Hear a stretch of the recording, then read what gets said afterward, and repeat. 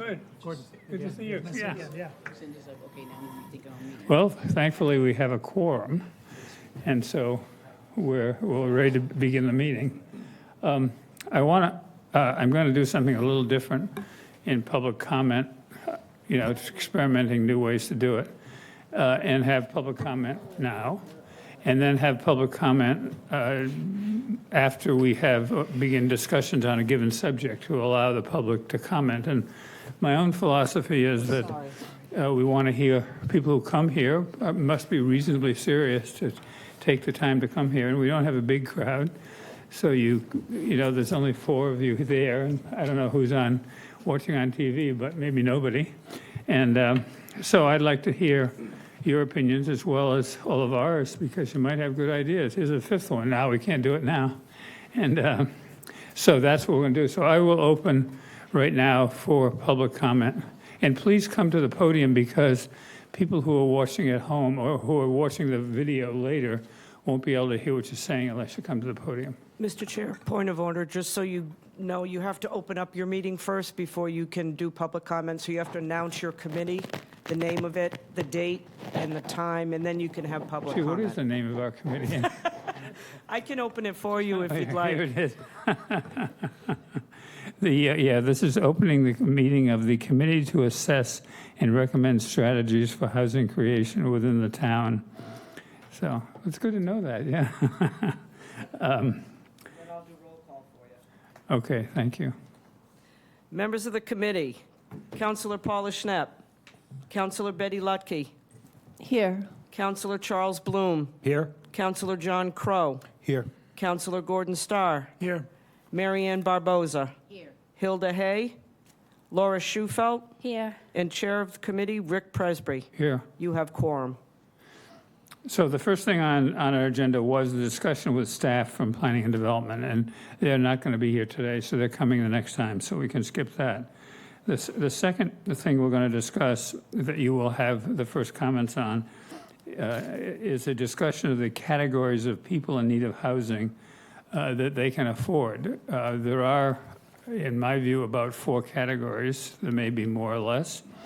And I'll just list what are the 4 categories in my mind, so I'll give you a starting point for your comments. One, of course, is people with disabilities or young mothers with babies. One category of people who generally can't afford housing. If I get 4, I hope.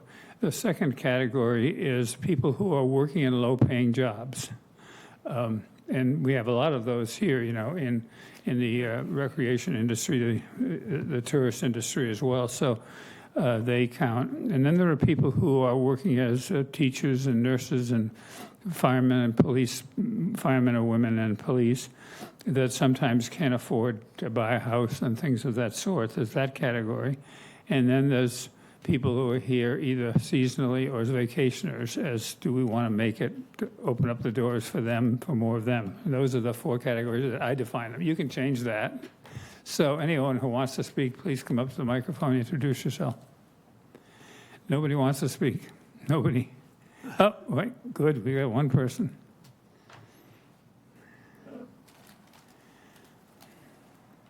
Rick, welcome back. I hope you're feeling better. Thank you. I'm Larry Moran from Cotuit. Most of you, all of you know me. The thing that I recommend that we come in after you've done your stuff. You're laying out a lot of information. I think we can contribute more effectively that way. Okay, If you're willing to do that, that's what I request. I'm listening. Okay, thanks. Thanks for your comment. Okay, closing, nope, still open.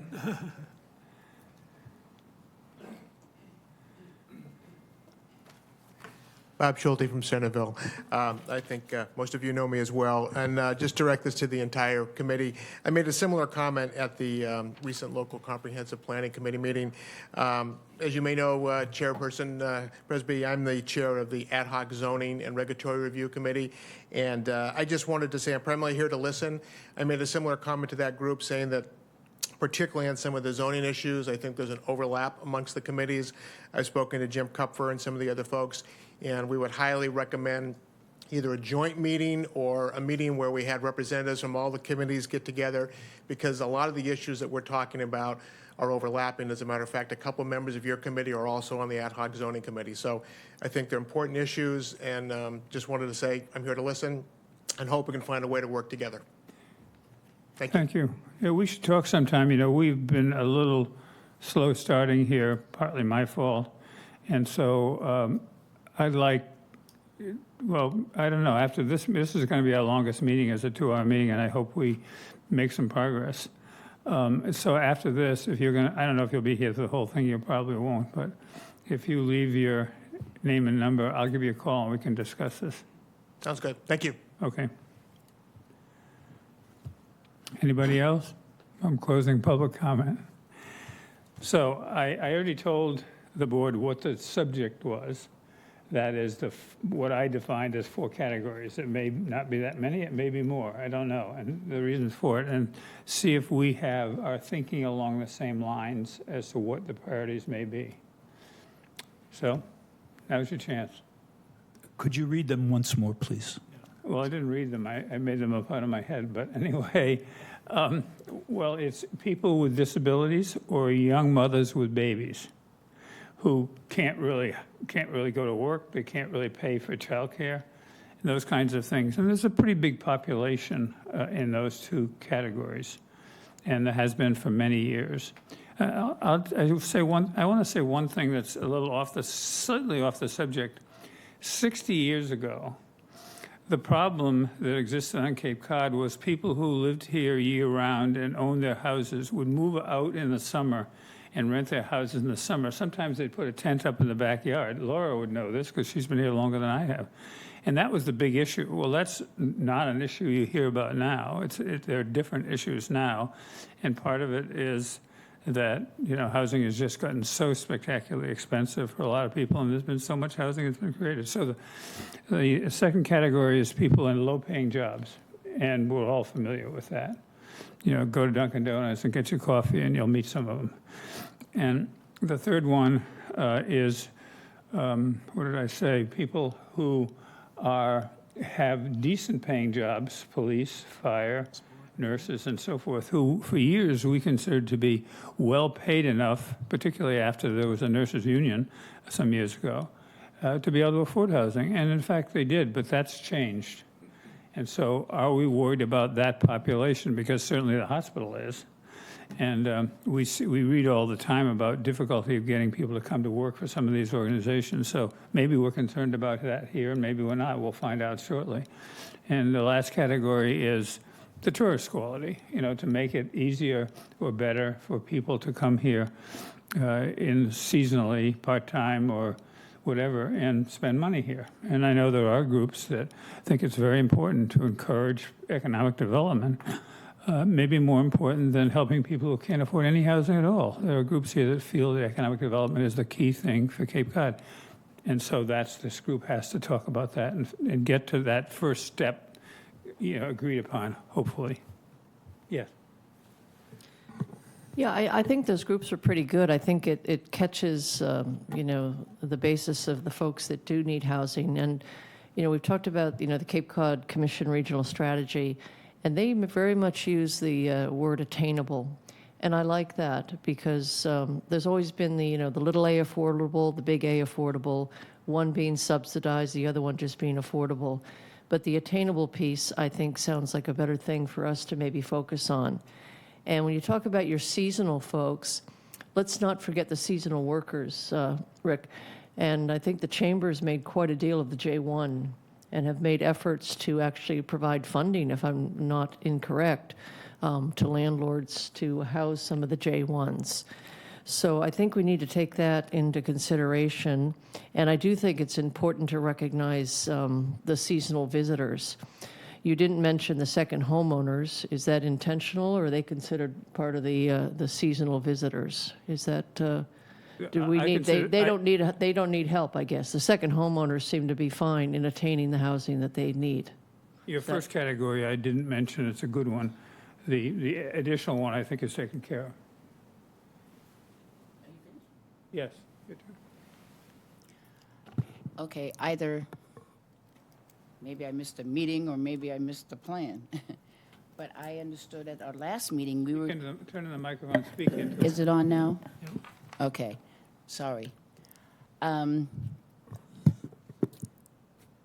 thought we were looking at here and picking up a few of our own ideas and bringing them to the board. So I guess you're asking us to pick from yours. Well, actually, I didn't intend that. I was just giving a starting point. Oh, I'm sorry. Actually, Oh, you okay. added a fifth, so that was good. I agree. Oh, okay, because that really had me a little concerned, because we are definitely on a different mark. But when it's time for me to really give my opinion, there is something I want to say. You know, one, I want to address a comment that was made at the last meeting, and it's bothered me all week. Now, whether it was for me or not, because I couldn't hear it that well, and I tried to re-listen. But as far as my being very passionate, or people being passionate, but are out of touch with the people, I am one of the people. Boards like this are here for people just like me. And I live amongst the people, I socialize with the people, and I'm probably one of the few that will walk and go to what many people in Barnstable call the ghetto or the scary zone and borrow a cup of sugar and sit down and have coffee. So to say that I'm out of touch with the people, let's not go there. And I would like to make a suggestion that we no longer give any personal opinions of any committee member, unless, of course, that's allowed. If it is allowed, then please let me know, because I have lots of personal opinions of many committee members that I could give, past and present, and don't have a problem doing it. But, you know, that bothered me.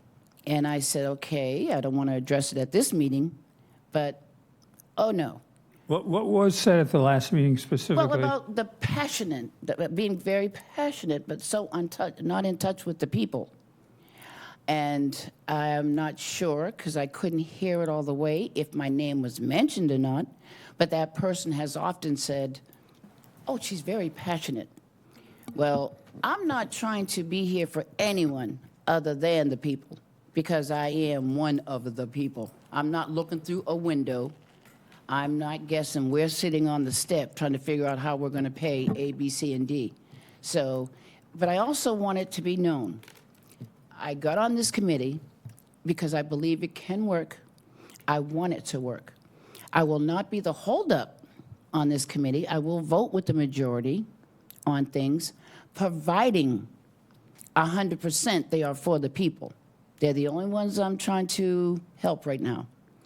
And if it's for the people, I will not be the holdup. If it's to make someone else's pockets fatter other than the people, I'll sit here for 10 years. I just want to make that clear. I'm not trying to create any kind of chaos. But I am passionate when it comes to So that. just to be clear, you're kind of supporting the first thing I mentioned as a need. That is, people who are very poor. Yes, absolutely. And that was my And- first category. I didn't define the whole thing, Right. but that is the category that I said first. Oh, I mean, and I you're think correct. people who can't afford to have a decent place to live is really the first category, and I defined who some of those people might be, you know, but not everybody. And I think the only place we disagree, or no, other places, but strongly disagree, are for the seasonal workers. I love the seasonal workers, but if they can afford to come to the Cape to work, then they're not, tell your mommy and daddy or the people you're working for to pay you. And I'm not trying to be mean, Yeah. but there are too many people, and we watch the things go on in this town. Even with zoning, I mean, they put the business district here in houses that we knew, there are houses that I grew up in that are gone Yeah. because of zoning. So when you look at, and that was the plan, because there's no more affordable stores here. You have boutiques, you have all the kind of things that people living here cannot afford. So when you say, the tourists give so much, I'm not disliking tourists. I'm really not. But I could care less if they see a pretty flower, and then I'm going to worry about their workers getting here. And I know that sounds mean, but when I see zoning give the town to the developers and everybody else, and then give us the leftover and the cabal of string and say, now fix it, work from here, that's not my cup of tea. Okay. So, sorry, I'm done. I talk a lot. No, thanks for your comment. Laura? Yeah, I think your first category should be extremely low income. So to encompass not only, the categories you said, but also the homeless, because we also have an obligation to, I think we have an obligation to find solutions for the homeless population as well, and, supportive housing so that it's, first housing first, but services to help. And then I would say that for rental housing, we should look at 100% AMI and below, because looking at the current rents and 100% AMI, they're really close. And maybe not in the luxury apartments, but apartments that you can find right now from the people who are moving from those apartments into the luxury housing. So for me, anything over 100% AMI is just subsidizing the market. And we don't have enough subsidy to subsidize the market.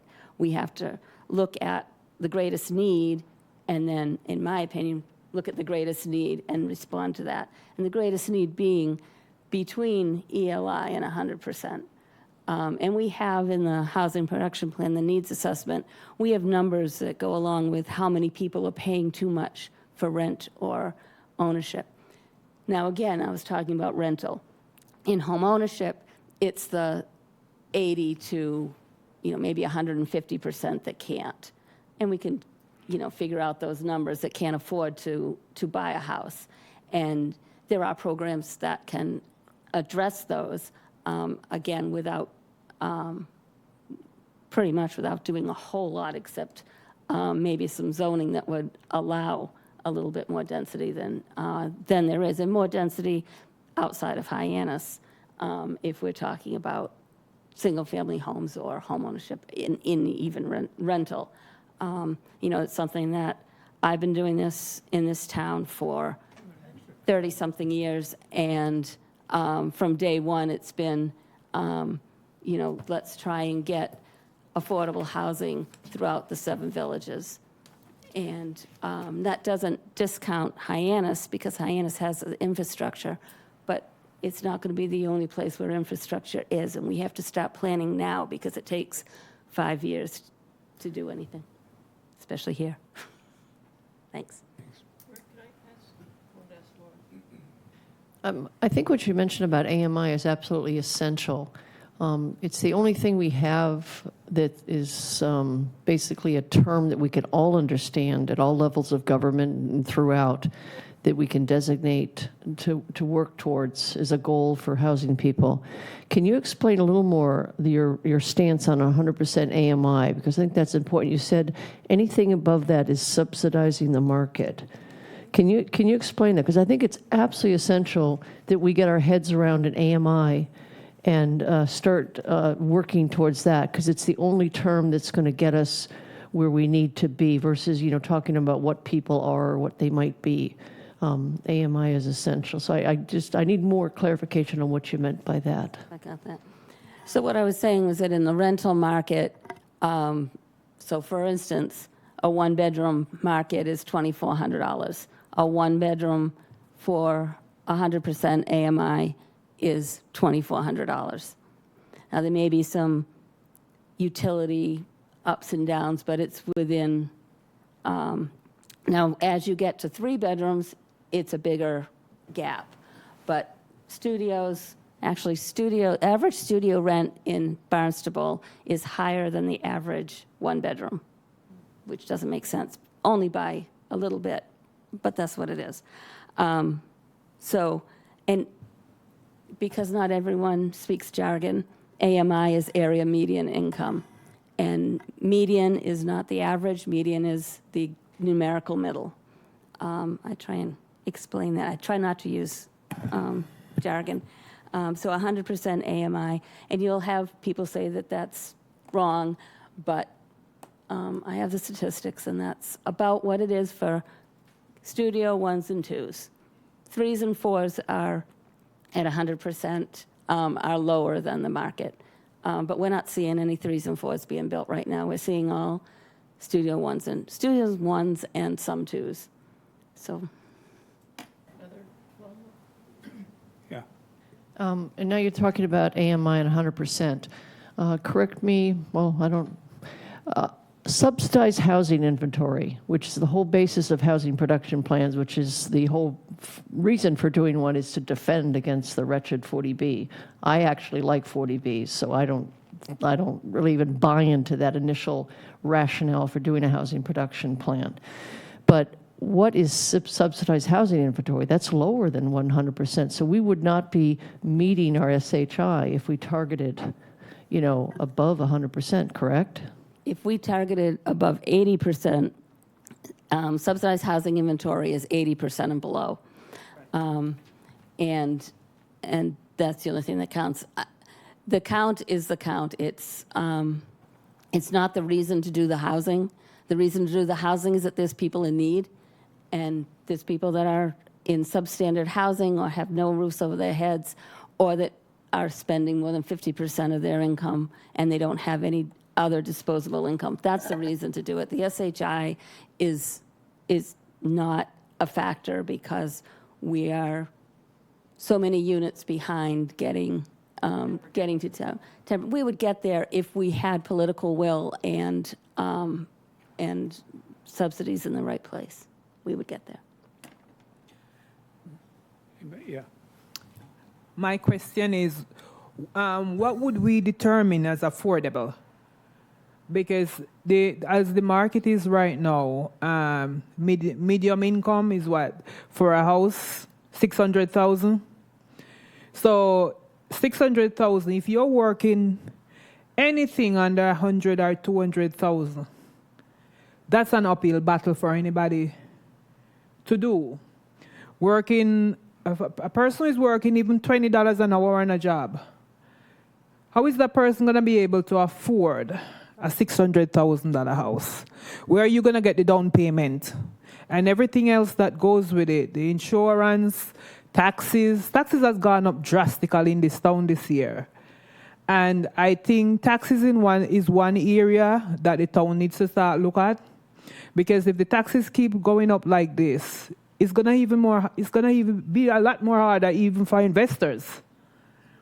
And so right now, the numbers are, if you are making anything under 100, 120,000, between 120 to 200,000, it is terrible. There's no way any one person can manage that. Paying mortgage for $3,000 a month or even $2,500 plus your utilities and to maintain a home. So I think that's one area that we really need to start looking at. What is affordable? How much is it that is? And even with people who are working $60,000, $70,000 a year, how is that possible? How are we going to subsidize that kind of wages? That's one big gray area that we need to start looking at. Thank you. One thing I had wanted to mention, which was very important to me, was the home sharing. Many people, to this day, home share, rent rooms out. And zoning was the only issue that kept people from allowing people in. And if we're really going to talk honest on this committee, many of us know a lot of the zoning was created. It's a discriminatory thing. That's what zoning was always about. They want certain things here, certain things there. Like I said, the business district was a bunch of homes, and now it's business. So it is a form of discrimination. There are many people who can maintain their homes if they're allowed to rent out. And I'm not saying rent out to 1,000 people. I mean, just be normal. And most people are. There are people that are going through things right now that I know personally. The people did not even know she was renting out her 3 bedrooms. They were all students, all adults, so quiet. Till one day, the woman happened to be outside when they were coming in and saw that they were all people of color, and the helicopter broke loose. And it's like, stop. So we need to really look at that, and we really need to find out, how can I put this politely? Because this might have been, and I'm sure, past committees, and maybe some present, who have determined what's good for the people. And it's always been not for the people. So I want to talk about home sharing. Okay? I think that's a very important one. Thank you. Yeah, I like what Marianne is saying. I think solutions at that level, those are what I'd call, again, I would go back to that Cape Cod Commission language, attainable. That's attainable. That's something we can do really quickly. And I know a woman who home shares, who has 4 people, and it works. You know, it does work, and it can be done very nicely without disturbance. And those are the things that are attainable right this second without any of these grand plans or huge, regulatory structures. I mean, we can do things, and I'd like to see us at this committee do these things that range from that to the larger construction, that kind of thing. But I like the focus, and I think Rick has started it with helping our most needy. And it's time that we partner with folks who can do that. I mean, POA comes to mind. Habitat for Humanity, they do it. Could we somehow model what they do? I mean, they do it. They do what you're talking about. People at that level own homes. Yes. And, not everybody wants to own a home, but there are some things, and, maybe we could learn from Habitat for Humanity, that kind of thing. I'd really like us to get down to reality and maybe not quite be so grand in our visions and, these huge solutions that, maybe don't really provide what we need. One thing about Habitat that is advantageous for them is that much of the development of housing that's affordable is objected by a lot of the population. But Habitat has built a reputation, so people like Habitat. So nobody really opposes it. And Habitat's gotten pretty good at finding parcels of land where they can put 4, 5, 6 houses there. And it's quite an accomplishment. I don't think it solves our whole problem, but it certainly is good for the people that get those houses. The second thing I wanted to say was in response to your comment saying you liked 40B. I like 40B too, but one of the things I understand about 40B is that when it was passed in 1969, towns had a choice. They could say, ooh, look at this law. It allows us to help solve the problem of needed affordable housing by ignoring some of the areas that are zoned improperly and building housing there. This is an opportunity for us to get housing that people need. Or the second thought was, we don't like the state telling us what we can do with our zoning. And that's what most towns in the Commonwealth concluded. And it was absolutely the wrong thing to think. And it's really a shame because 40B has gotten a bad reputation. And it doesn't deserve it. But I've built a lot of 40B projects, and do people object to them? Not in the slightest. Before they're built, they do.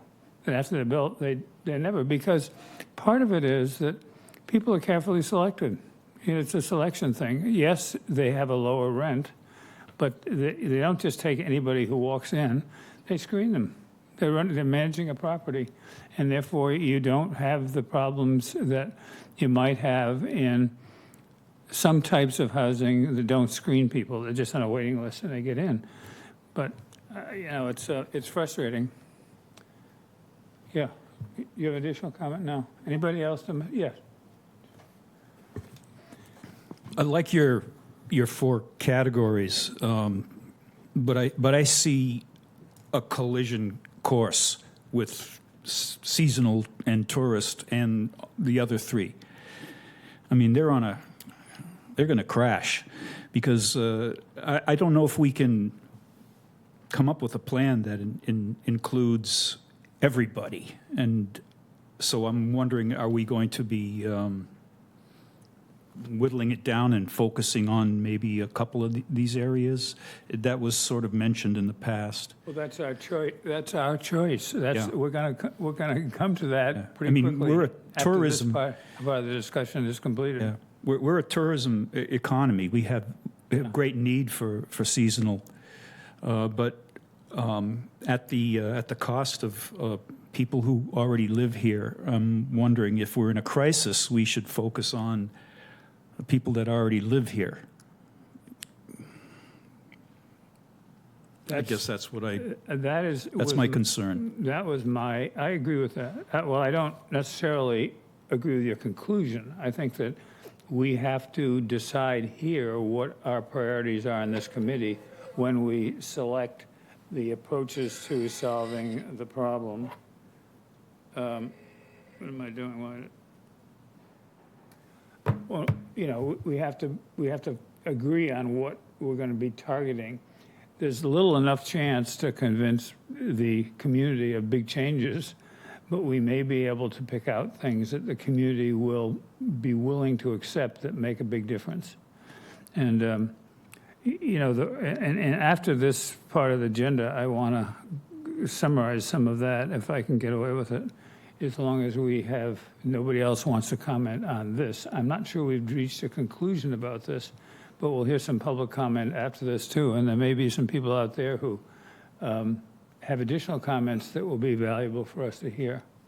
Anybody on the committee that wants to make more comments about the issue of who the priority populations, which priority populations? And we have 5 now, by the way, because she added one that I think is a good one.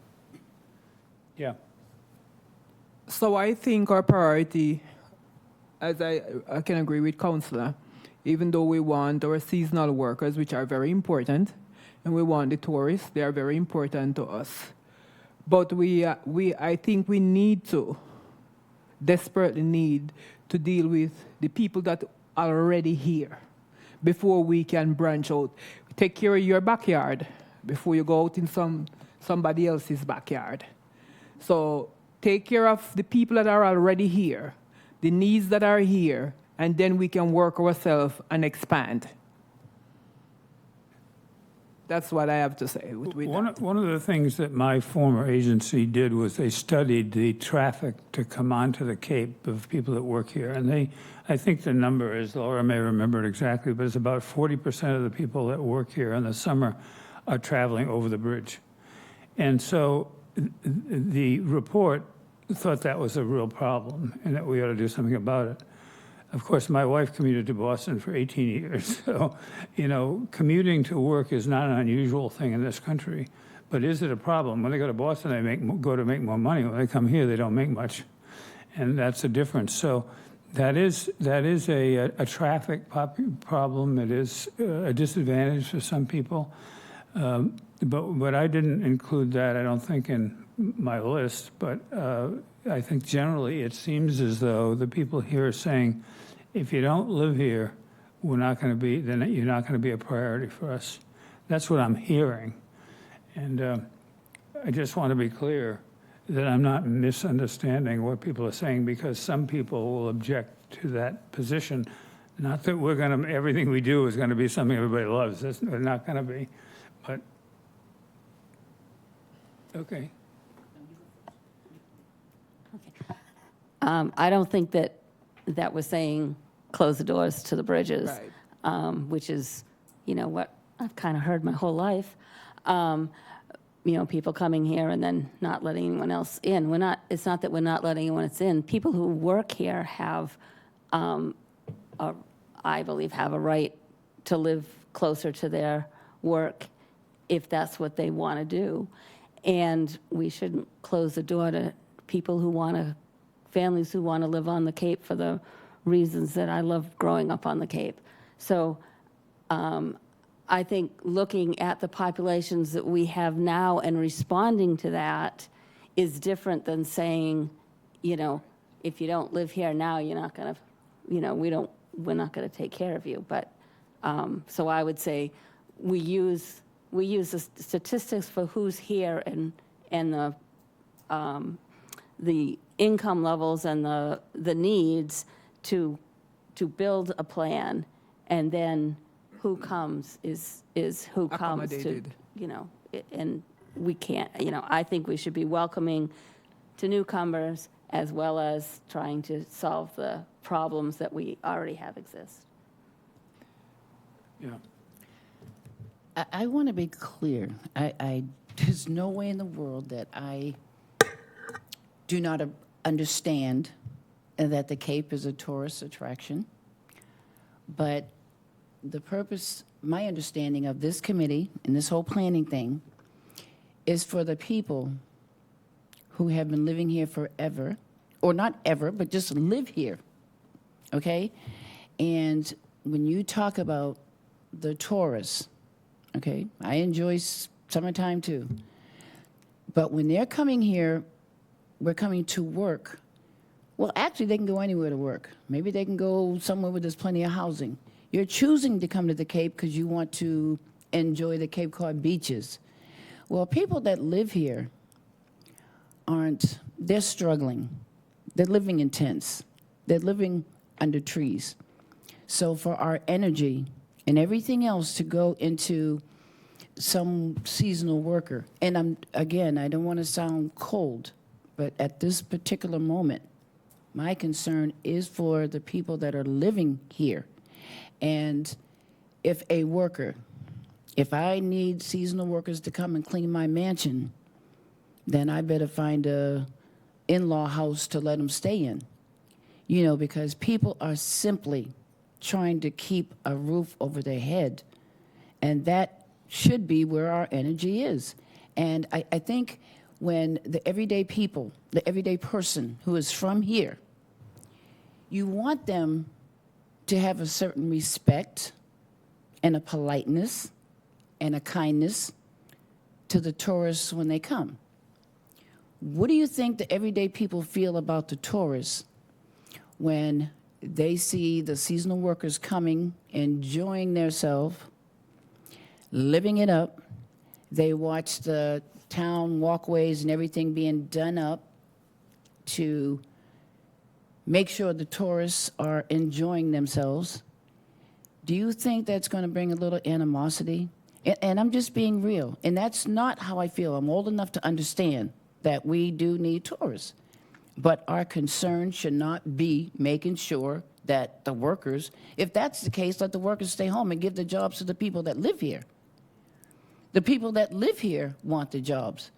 You know, maybe the old-fashioned Cape Coders who are hiring the people, the tourists, should get it in their head that all the workers aren't going to look the way you want them to. If you need something done and that person is honest and that person is good, then you hire them. Then you don't have to worry about bringing seasonal workers in. Sorry. I just want to be clear about one thing with Mary Ann in particular. As the chairman of this committee, I decided that I would never express my opinion because, you know, I've done this. I've worked in affordable housing on the Cape for 50 years. Of course I have opinions, but I want to know what we can agree on as opinions about certain things so we have a chance of having these things actually happen. My opinion doesn't matter, you know, is the way I look at it. And so I've gotten rid of my opinions, actually. But I just want to be clear. I hear you, but you have to also understand, every last one of us sitting up here, we are our experiences.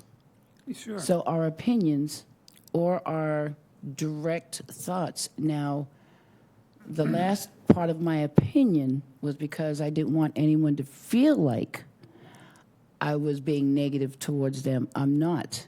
This is supposed to be a very honest and open committee. Yeah. We are asked to what we feel. Now, if I'm giving you the reasons why, I feel that there are more important things, I think it's only fair that I explain why I feel that way. Now, how can I say to you my reasoning for not choosing the seasonal worker without explaining why? So I'm not really, but I also want to make it clear, if this was another type of committee and it was about helping young college students find a home, and this is what this committee's about, I'll work with them 100% and be the kindest house mother they ever want.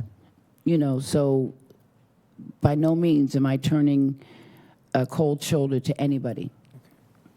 Okay, It's Hilda, just, we're going to I- wrap this up soon. We'll Okay, have I just wanted to say also, when I'm saying that we want to take care of the people that live here, there's no means and ways that I'm saying we don't want tourists or we don't want seasonal workers. That is so important to our economy. But my thing is that we're here, our focus is for the people who are here who are really struggling. We will make some leadway somehow into accommodating, and even with doing all of this, we had mentioned a few times about making accommodations where the people who come to work will have more availability and whatever. But for right now, I think what I am saying is that we will do that, but we're trying to deal with the immediate issues that we're having for the people who are here. We're never any disclaimer about tourists not coming here or not bringing in people to work. 100% we need their help. 100% we need the tourist dollar. 100% we need the travelers. 100% we need our seasonal workers. That's not what I'm trying to say. I am only saying that we should try to focus on. So, because I think what would happen is if we are able to have more accommodations for the people here, the tourists would also, and the people who are coming in seasonal will find more places too. Because then more homes will be opening up where people can accommodate a room or two to do all of this work. So that people will be able to come and work and stay. You would have a room available to rent somebody for them to stay and work seasonal or for whatever reason. Because if we have more housing on the market, that will also fall into place and we'll be able to help each other out. Thank you. Thank you. I want to open for public comment now. Up to the podium.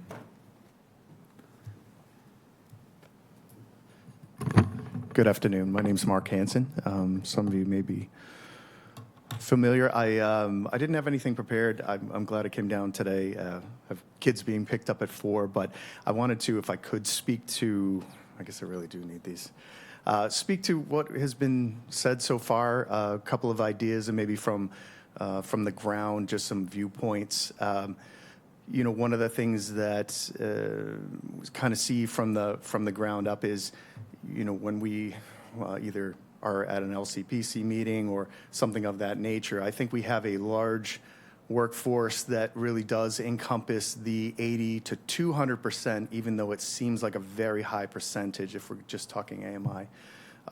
Your upper level workers, town engineers, nurses, people that, combined as a family may make amounts that actually put them well over what would be a subsidy, 108,000, 110,000, where all of a sudden they don't qualify.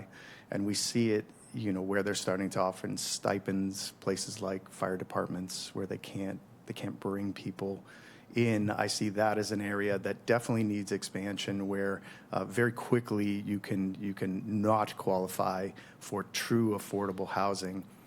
Affordable housing, even of itself, if we're talking the actual thing, I don't know that it particularly. I think the pushback is more because of a view that's probably unpopular to talk about, in that true affordable housing opens it up, as you know, under fair housing laws for anybody to come. And I think you were speaking about the local population. It automatically opens it up to everybody. They can come from different states. They can come from different areas. Actually, you can do 70% local preference, but your comment is still good. And again, yes. So I think that, also when I look at even my child's school, where currently, she's in a middle school, there are 15 people on average in their class this year.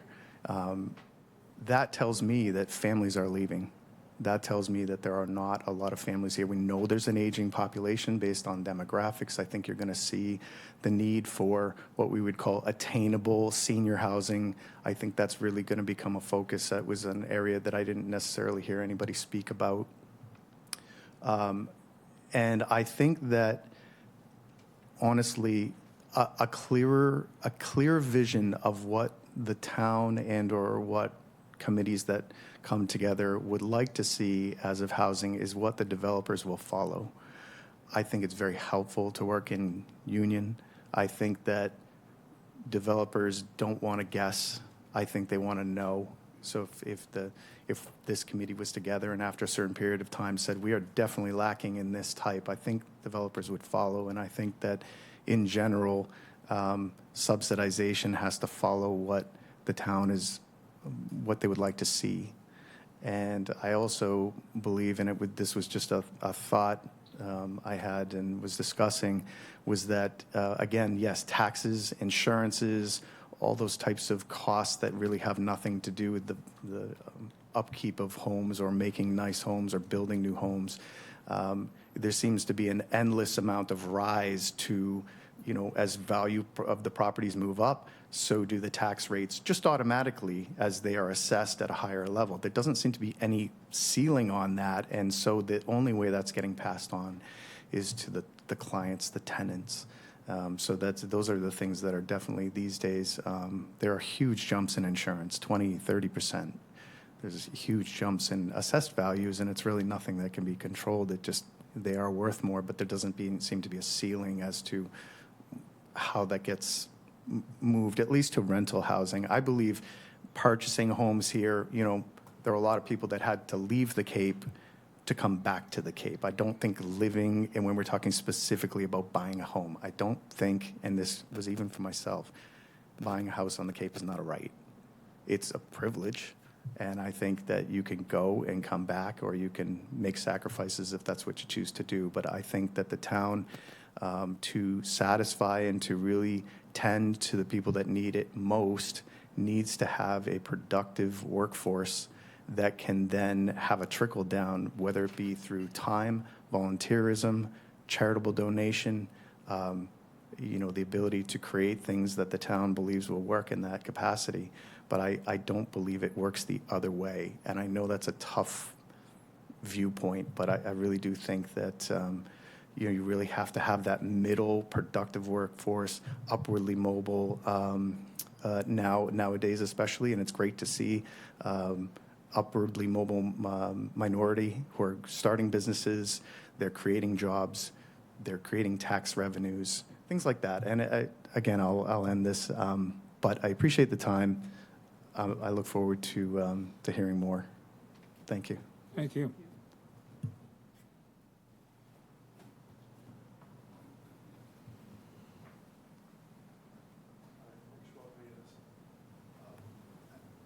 Heard this discussion before. There it is. Eric Schwab, Hyannis.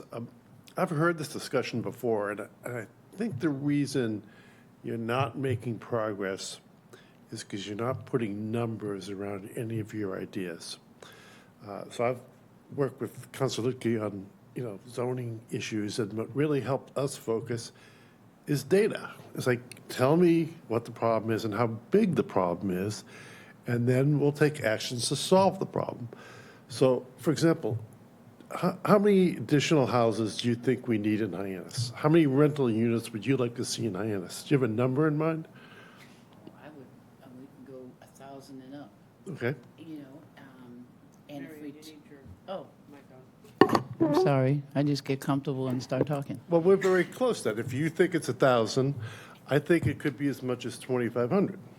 And that's why I'm saying 1,000 and up, because you can also take the existing structures that are here and fix those. there are many things we can do. And I am not by any means trying to go against the developers because they are so needed. But there are a lot of things, that we can do without cost being a major issue. If we have to go around different states and get, what is it? I'm drawing a blank here, but when you bid on jobs, RFPs. right, you would find a lot of people bidding and wanted to come to the Cape to help build, to help fix up. And the hardest thing is, for me, is zoning. Well, let me just give you some numbers to consider, okay? Because I like numbers, I search them out when I find them. So the Cape Cod Commission says that we're short 11,000 housing units. They've never substantiated that number, okay? They've never said, this is why, okay? But they say 11,000, and that's perhaps their allocation from Healy's 400,000, whatever it is. But you need to decide how many housing units you want to target, first of all. So do you want to target 1,000 a year, 1,200 a year? Pick a number of how many you think we need and how long it's going to take you to get there. And then the other thing I would suggest is that you don't worry about the cost of the solution, but you figure out a method for getting to the solution.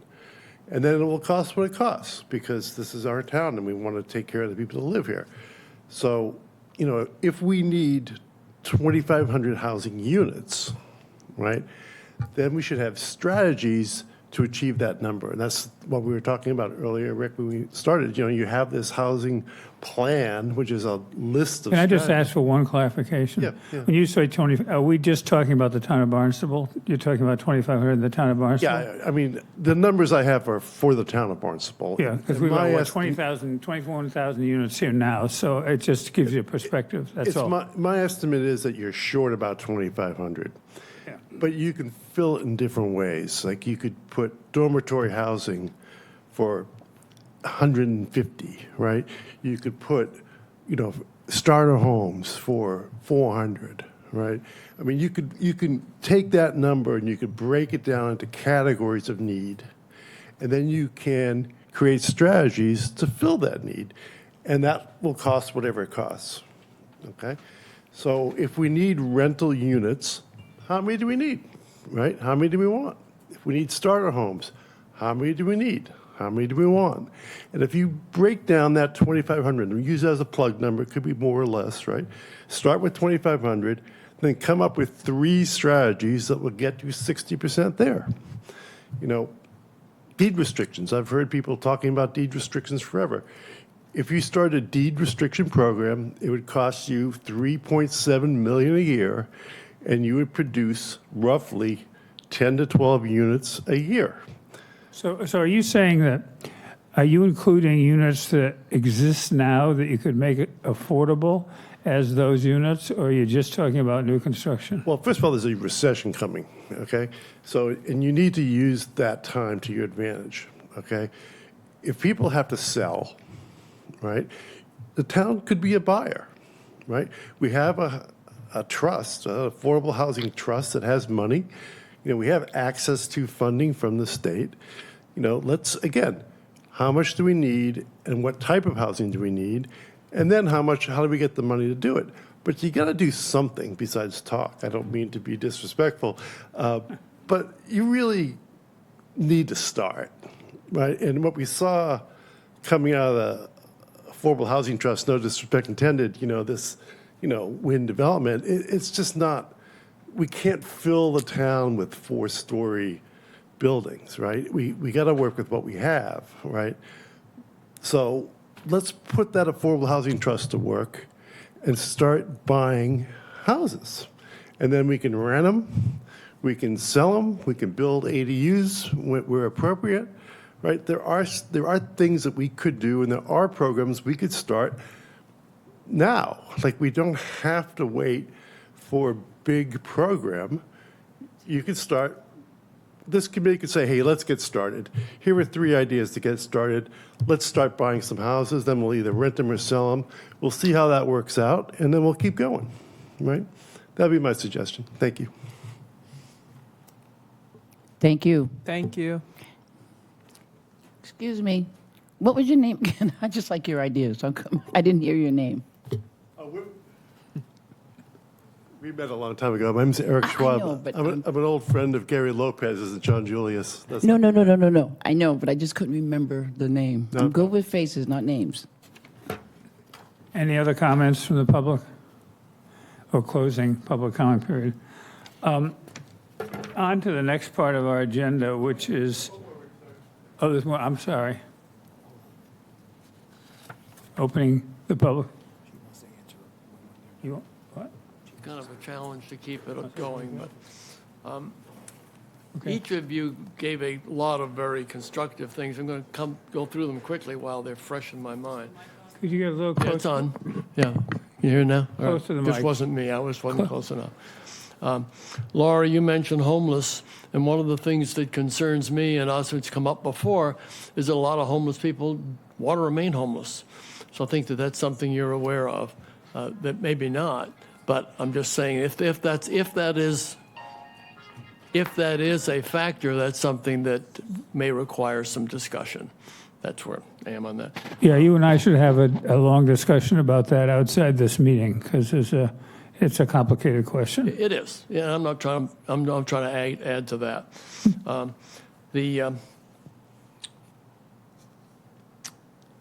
Betty introduced some very interesting things, especially the attainable thing with the Cape Cod Commission. The other thing about, I'm trying to look at my own notes here. There are different views about 40B, and I don't know those views. I don't have them myself. I don't know whether, Rick, you want to come up with determining whether there's any bias amongst you or whether there's any particular opinions that need to be weighed. Because I think 40B is a critical platform for you to consider how you're going to use it effectively. I'm just leaving that open, but you might want to come up with a consensus or a method of approaching it. Does that make sense? I'm going to think about it. Okay. I'm giving you things to think about. Okay. All right. One thought that I really came up with was, is there a method by which you as a committee can create an incentive for people to come here for work? You do something in terms of housing or the right kinds of jobs? Is that something that would fit within your parameters, or is that something beyond what you should be thinking about?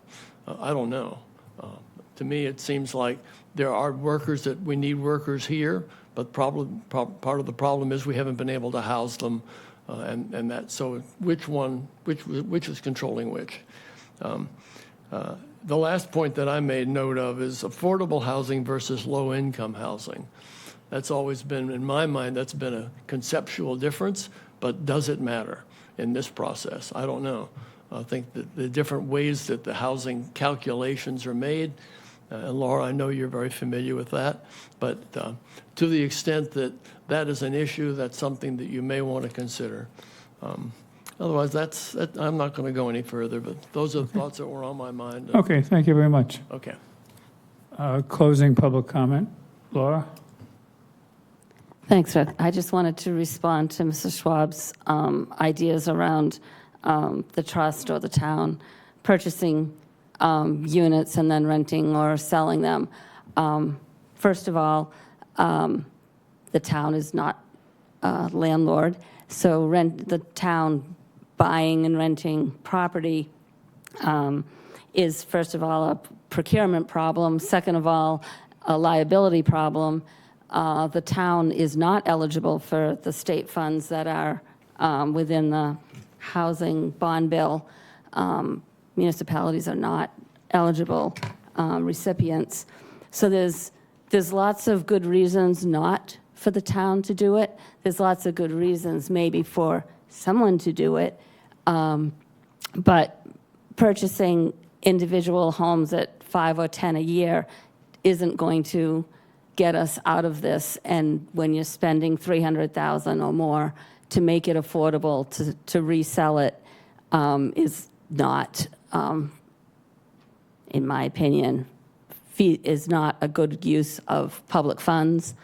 And when that's the only subsidy that you can have, $300,000 per runs out your $2 million pretty quick. So that's all that I will say. I could go on and on about why it's not a good idea for the town to own property, whether it's rental or home ownership. I've seen it done, and it's a disaster. What about use the housing authority? We have a housing authority, right? What's the question? We have a housing authority. Yes, no, I know we have a housing authority. I mean, I respect your opinion. I mean, you clearly have a vast understanding of all this. What we're looking for is something to break up the thinking that's happening, because what's happening now isn't happening, right? So how do we change what we're doing and start achieving some results? Okay, so one thing is obviously metrics. Create some metrics so you know what your problem is. I mean, what problem are you trying to solve? Understand what that is in terms of numbers. Okay, and then figure out your strategy to hit that number. Okay, so if the town needs to contract with a developer, and agree to buy 10 homes, right? I mean, there are ways you can structure these deals so that they move, so that they're happening, right? Because right now, nothing's really happening. You got a little bit of motion on the Cascade Inn. Finally, they got rid of that thing. But, nothing's really happening downtown. For all the talk and all the angst, we're not seeing housing production. We're just not seeing it, okay? So there's got to be a way to think about it differently. And you can say, your role is, we tried that, this is the result, it was terrible, right? That's really helpful to know. But what we also have to know is, what haven't we tried? What's different? What's new? Where can we move? That's what I would hope that you would add, just for my knowledge. Thank you. Okay. I think we'll get to that when we go through the strategies. Yeah. If we can, maybe move on to. I think that given we've taken our first hour up and we have almost an hour left and we can't stay late, I wanted to take this opportunity to read to you the things that I picked out of the town, the yet approved town plan that I thought had some merit. And I don't mean I support them, but they have some merit. And I want to just read them because I'm not sure everyone read the plan. I'm not sure everyone took the notes that I took, and I'm not sure, that it isn't worth doing this. And I have, some of them I'm going to skip, which don't make any sense, but I have maybe 30 of these.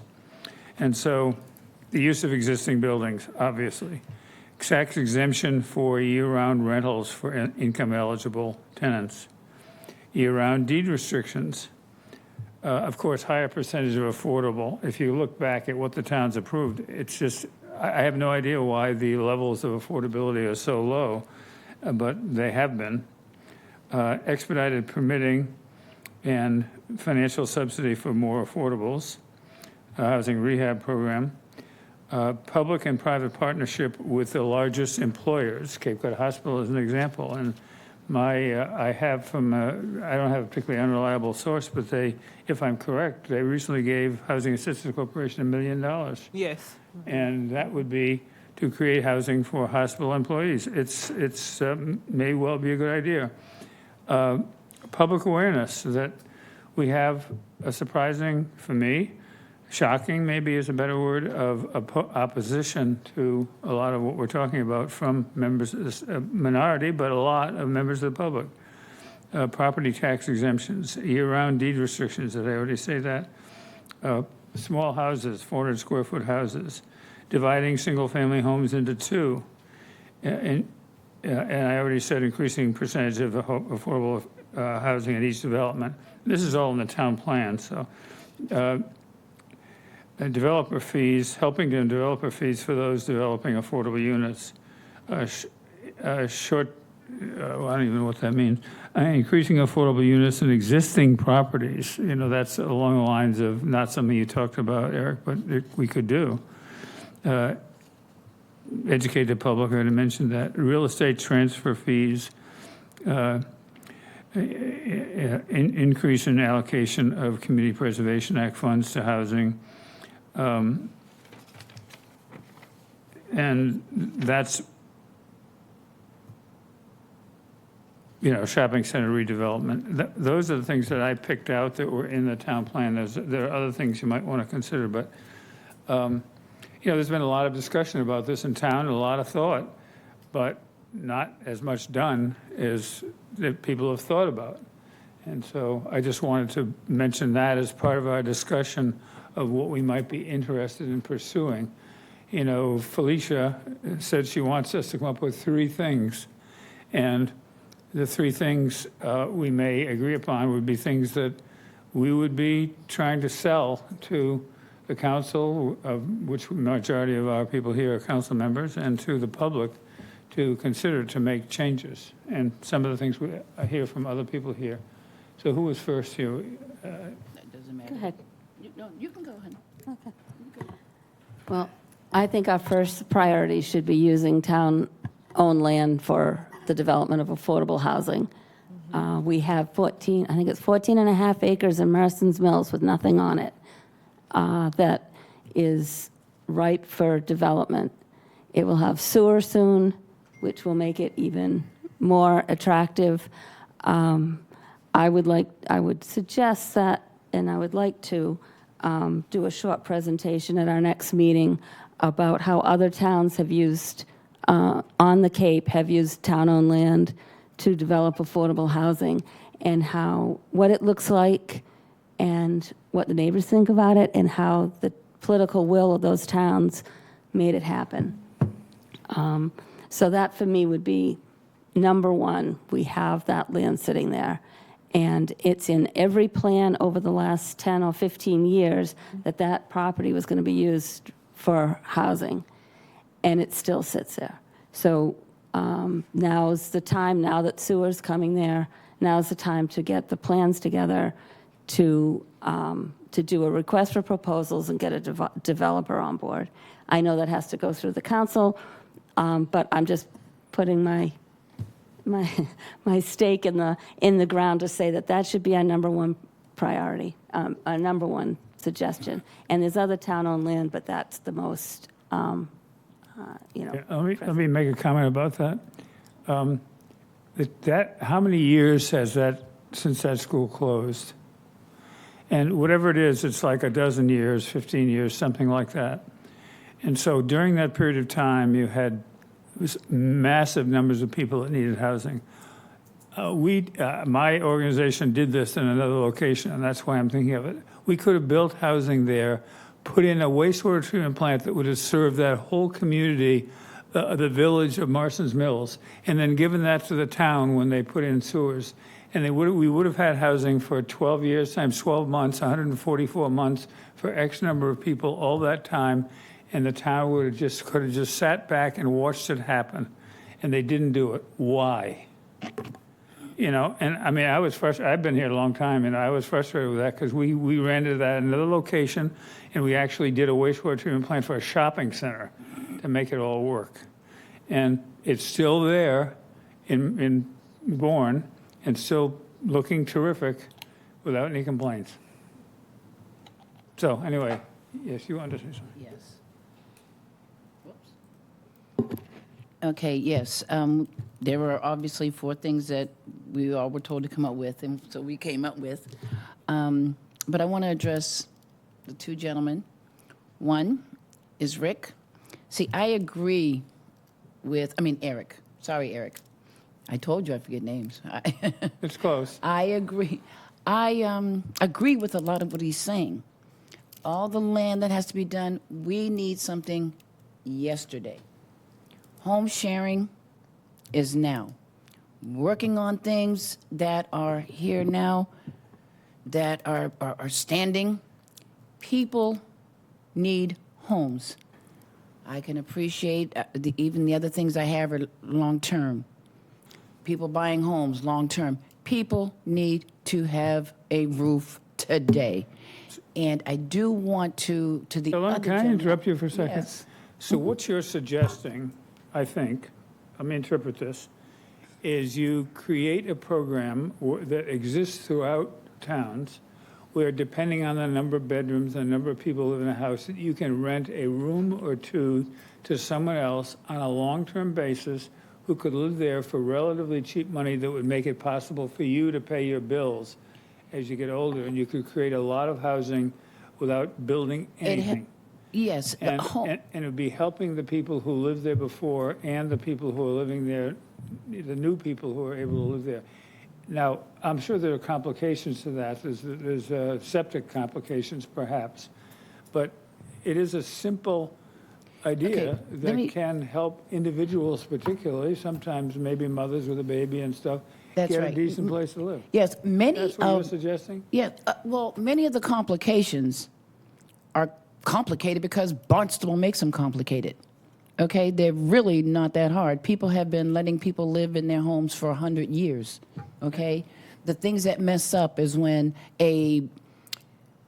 somebody, oh, I don't like that person living next to me, zoning, and they're going through all kind of changes. Allow people, it'll save people's homes. It'll save people who are in the street. It is something that could be done right now. Even people that are living in homes, when, say, certain towns have an issue with people, bring them to, maybe not this committee, but to a committee. If the people living in that home are fine, if there's a septic or whatever the case may be, but we've got to stop saying, oh, they're ruining my flowers with too many cars. And I'm not saying if you have a 4-bedroom, put 20 people, but allow people to get a roof over their head. And if it helps everybody in the home, then fine.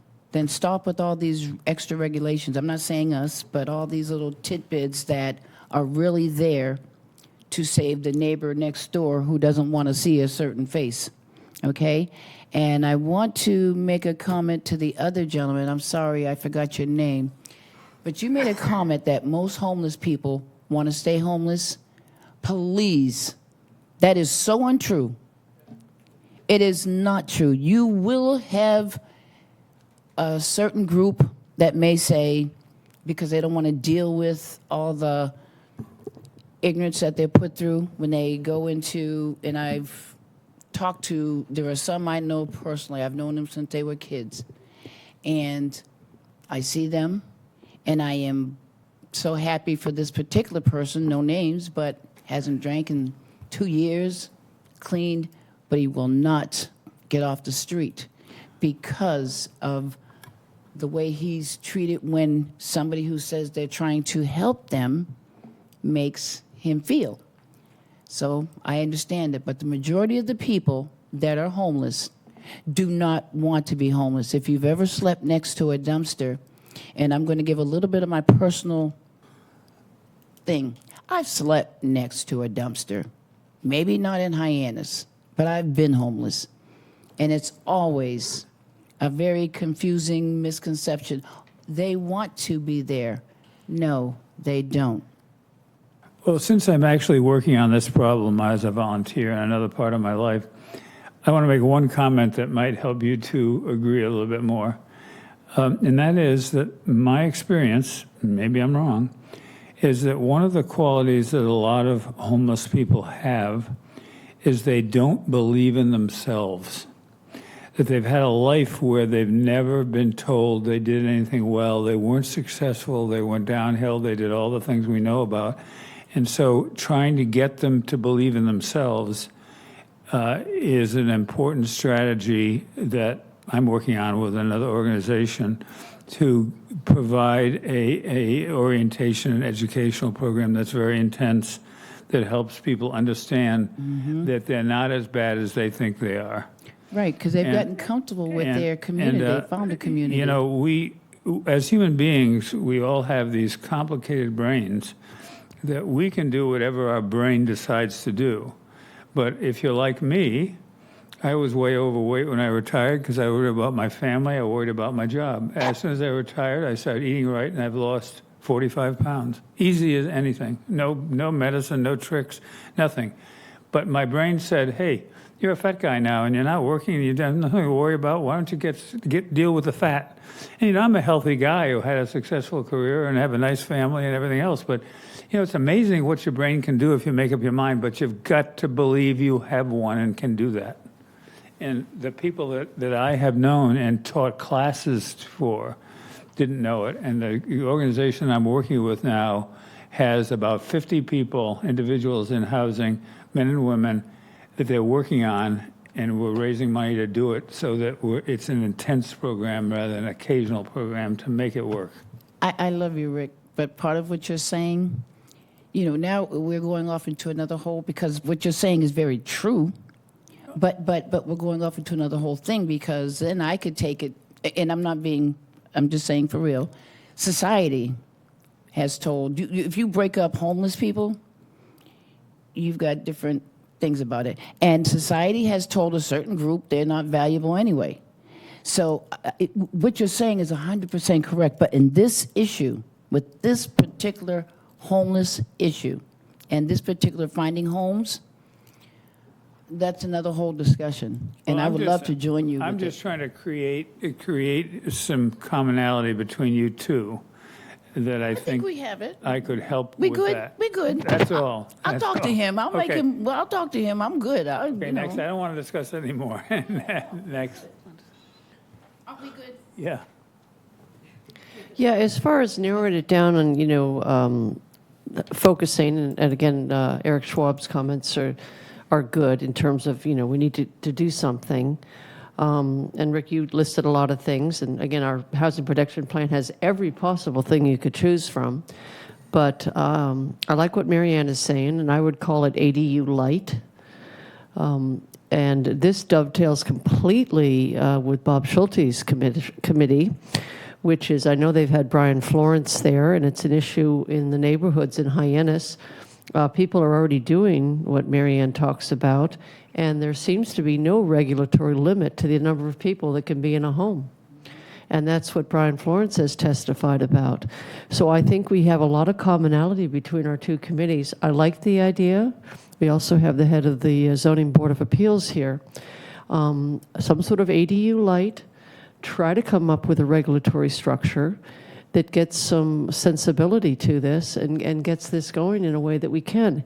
It also speaks to the fear in our neighborhoods, which is, again, the Cape Cod Commission, the big Cape Cod Commission coming in and eliminating single-family zoning. And you alluded to it, Marianne, appropriately, that there was a lot of racial bias in that.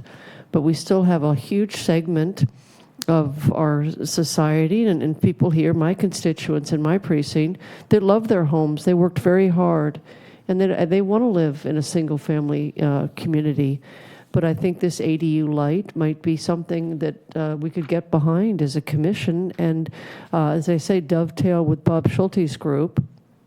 And Laura, I think the use of town land, absolutely. I think we need to really do that. It's shameful that we haven't done that. And I brought up Habitat for Humanity earlier. We're doing that in Marston's Mills. We're using some town property, and Habitat is building 2 homes on it. And I think that's terrific. I don't think we want to recreate the wheel. If we have entities, organizations that can build, and we have developers that can build, we leverage them and we give them the opportunities.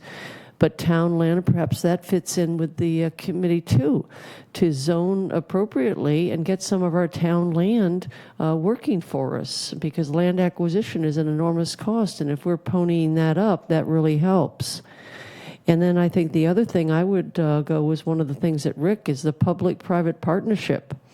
Again, wherever we can leverage things that are working. And when I say working, we had a beautiful presentation. One of our speakers talked about that, the trickle-down economics, that's the famous Reagan slogan, right? But, there's some truth to that. If you don't have, a workforce that's working, then you're always subsidizing. It becomes a vicious circle. So I think public-private partnerships, and that was also the promise of the Cape Cod Commission, that there was going to be job creation, and I don't see much of that. But that dovetails very closely with housing. So those would be my top three, would be Mary Ann's ADU light, Laura's use of our lands, and then what Rick had pulled out, the public-private partnerships at all levels to really focus on work, and that's where you're going to get it with those partnerships. We need the jobs to support the people in the housing.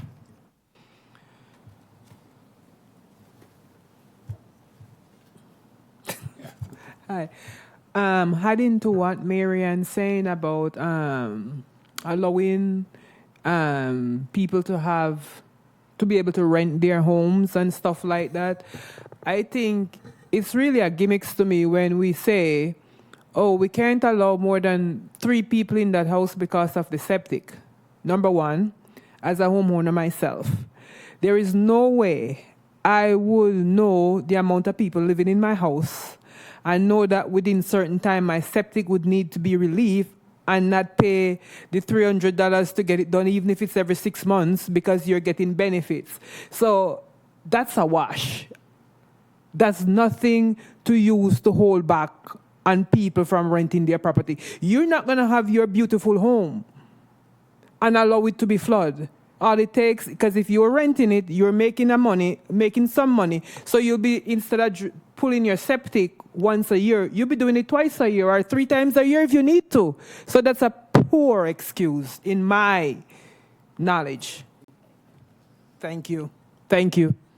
So are you saying that the income you get from the renter, let's pretend it's one person, is not going to be enough for you to pump the septic one extra time a year and have money left over? No, that's not opposite. Totally opposite. I'm saying that if you're getting some money, and if you have a, call it a 1,500 gallon tank, and you rent one person, there's no way that's gonna build up that much that it's gonna cost you, or it's gonna overflow your place in a year. Because if you know you're gonna have your maintenance being done, so if you know you have a 1,500 gallon tank, just for word saying, and you had 2 extra people in your house and you think you're using enough water and all of that stuff, and you need to pull it every 6 months, you are going to pull it every 6 months. You are making you're making some money, so you will do what it takes for you to protect your property. You're not going to sit there and have your sewage overflow or any of that foolishness go on when you know it's going to cost you 10 times more if that happened to your property. And it's going to cause disturbance with the neighbor and everybody else. You're not going to do that. So let's be realistic. Let me ask a question. Is this committee moving towards making that one of our suggestions, that is allowing homeowners to rent to X number of people, 1, 2, 3, whatever, and the requirements that you have to pump your septic more often, or the other things you may have to do that? Are we saying that's something we want to move forward to describe and talk about? I would agree on that, recommend? 100%. I'm asking the question. I would agree. Yeah. I think the pumping of the septic means that there's obviously too many people in the house. But if you're renting rooms in your house, the septic requirements already say if you have a 3-bedroom, you have this amount of flow coming out, and that's what you need for your septic. So if you're living alone and you rent to 2 other people, okay, you're not increasing what is the allowed load. Right. If you're renting to 17 people, that's a different story. So I think the question is that needs to be enforced. It also won't it won't show 15 cars in the neighborhood in your property. So I'd like to know more about this. I'm thinking it may be something we should really look into. I do think, but it needs to be regulated so that it's like I have a single family home. I live by myself. I got 2 other rooms. Okay, well that's already provided for by your septic, as long as you don't have overcrowding in that house. And I see that maybe as something we should look further into. So I would suggest, in response to what you just said, that this would have to be regulated. We'd have to define it. We'd have to create the ability of the town to make sure that's what's happening. and that's a whole nother thing. So that it's complicated like everything, but the question is it doable and something we can make happen soon that will make a difference? Can I, Laura? it's already legal in a lot of residential districts. There's some in town that it's not, and I'm trying to pull from my head where it's not, but I know it's in, I think in every village, there's some area where you can rent rooms. My mother-in-law did it in Osterville legally. We did it in Hyannis every summer. We moved into the cottage, and my parents rented all the rooms out. Well, yeah, but that was what I So- said earlier. This would be year-round only. Well, even year-round, I believe it's in our, in almost all districts. There's some districts where you can't do it, but I think it's almost all, and Jake probably knows better than me because I haven't read that in a while, but you can do it based on, and So we it's need to not do high. research on that. I think we should, yeah, we should ask, because I know it's legal to do it in almost every residential, and it may have been that there's some areas where it's not, and that may have been one of the problems, or that they thought there was a disturbance. But are there, if that's true, and I'm assuming you're correct, are there regulations that make it difficult to do? No, I mean, like extra entrances and no, accessibility and on No. and on and on, you No. know? Okay. no. See, I think, that's why I love what she was saying, because I think we make everything a big issue. If you have the bedrooms there, it's common sense. Nobody wants 15 cars or 15 rooms, and I think that is what most people think when they think of, I'm gonna say it, people of color. Oh, no, they're gonna bring everybody. Stop. That's not what's happening. And to even sit and say, oh, it's gonna be complicated. No, it's not. The people who are doing these little make-believe regulations need to chill. If you already have a 4-bedroom in place and you're renting to 4 people, and even if you have a basement and then someone says, okay, it's a full basement, can I stay here? Okay, you got 2 extra people or 3. If they are following the rules as an adult, okay, you deal with them. If you look next door and someone's breaking someone's window, get out, call the police. But if they're normal human beings, which most adults are, Barnstable puts a lot of these things in place. Like I said earlier about zoning, it's discriminatory. Even the place where these young kids or in college age were living, the woman had a 4-bedroom house. No one knew they were even there. Not that they were hiding. They were just private, quiet people. They happened to see them, and it was in an area. No, and I know I'm sounding a little excited, but this is what is in Barnstable. To even say it has to be really looked into, if the lady down the street, if we say we're not going to harass you, if you fill up your 4 bedrooms, no one's going to harass you, providing everybody in your home is following common sense rules in the neighborhood. Why is Barnstable, wait, regulation. People need to get off the streets.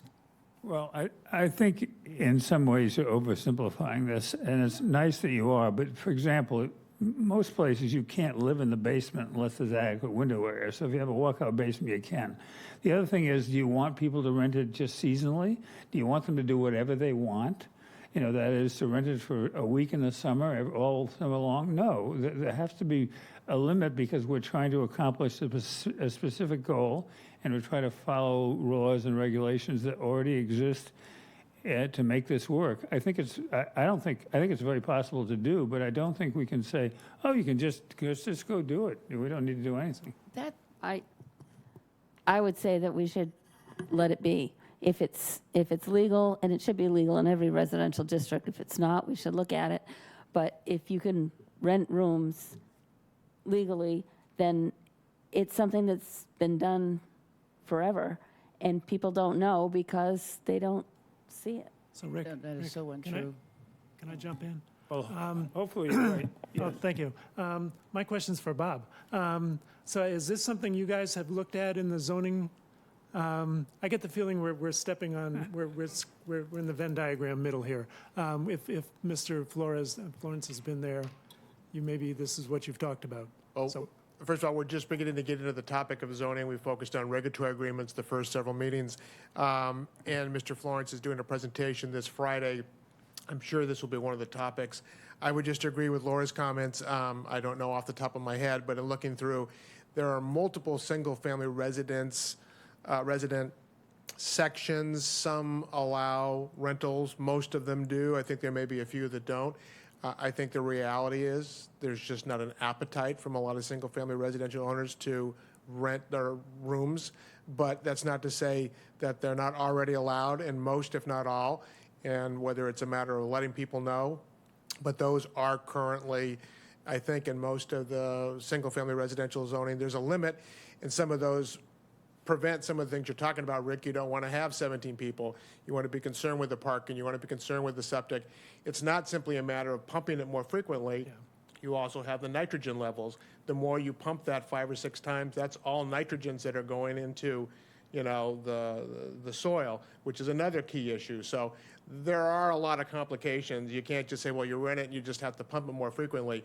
There are other issues that you have to worry about. But again, I think that you're right, Laura. I think most of the single-family residential zones and others allow rentals of property. So, Yeah, so I have a we will be question. talking about some of that as we can get leave, into we it. can leave it up to you then?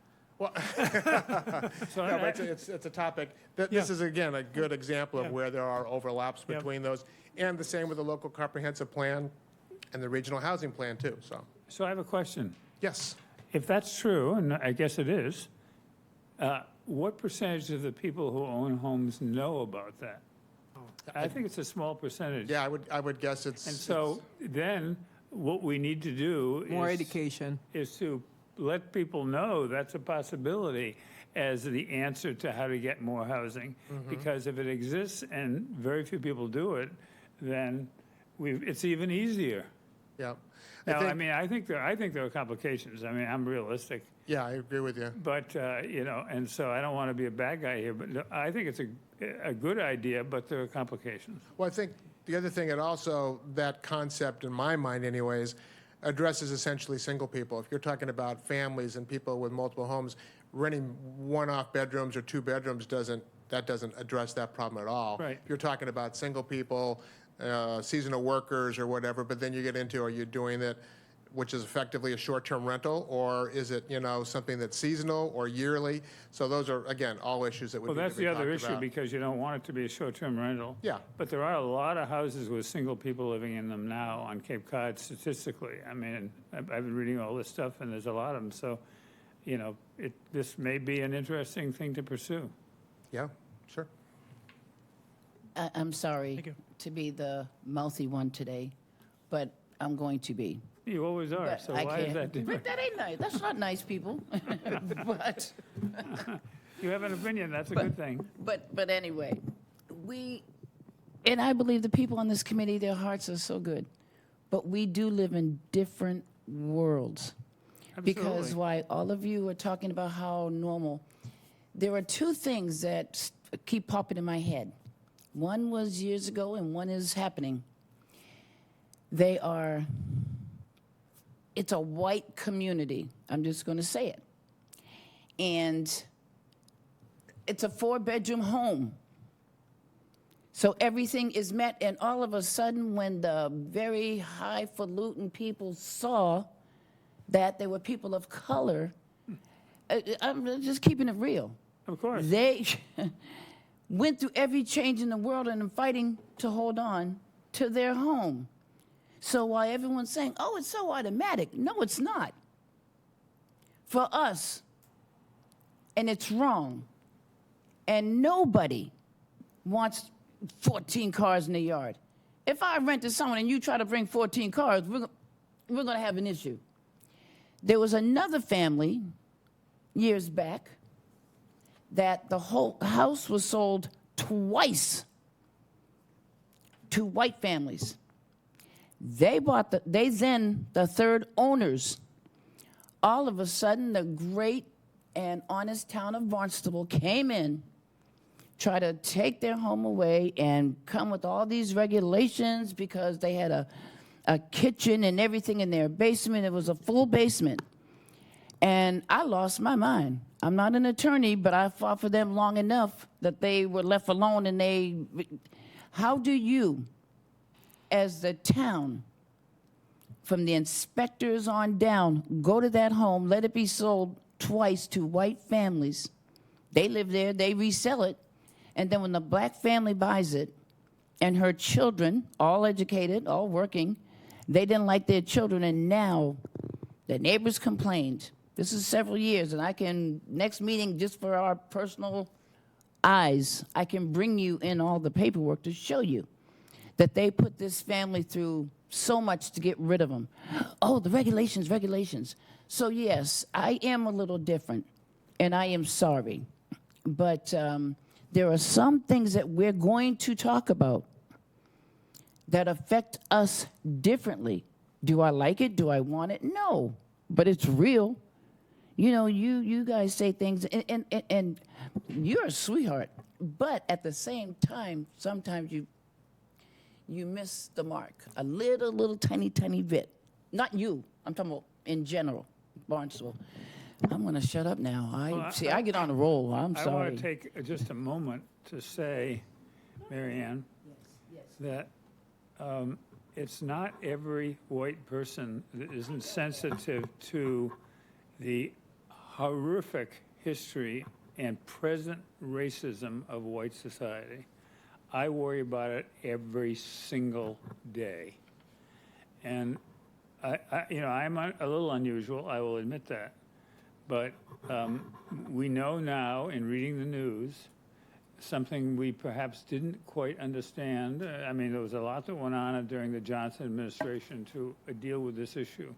But now it's really gone public again, the racism in this country. So I sympathize and agree with what you're saying entirely. I can't empathize because I'm not black, but I can sympathize. And I can believe that that's a serious problem. But we have to just deal with that and do what's right and support those concepts. And I agree with you. I mean, you've lived your life that way. I've only lived mine part-time that way. And so I just want to clarify that because not all of us are only in this for ourselves. There are some people that are in it to make the world a better place.